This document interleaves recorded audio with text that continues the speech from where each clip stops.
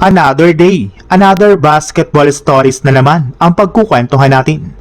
At ngayon nga ay pag-uusapan natin ang balitang delikado na nga po ang kalagayan ni Kawhi Leonard sa darating na season matapos ang ibinulgar ng former Lakers team owner na si Jeanie Buss. At ang naibalitang bagong nakakabiglang trade na magagawa pa ngayong offseason ng Golden State Warriors. Kagaya nga po ng huling napag-usapan natin nung nakarang araw, nagkaroon nga na po si Kawhi Leonard ng hidden multimillion sponsorship sa scoreboard maker ng Los Angeles Clippers.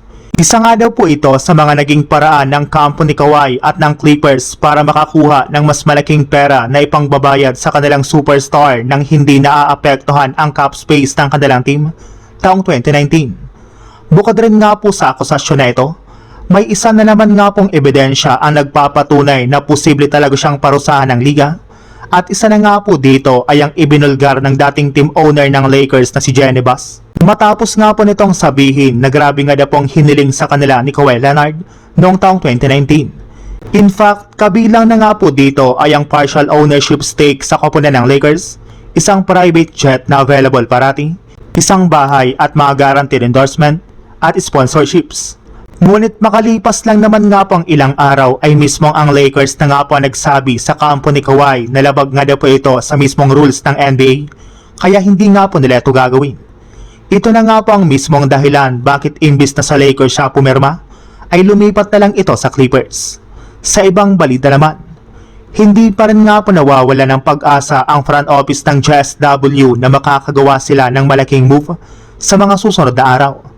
Marami pa rin naman nga pong mga malalaking pangalan ngayon sa free agency market na available at pwede pa rin naman nga po nalang makuha as soon as possible.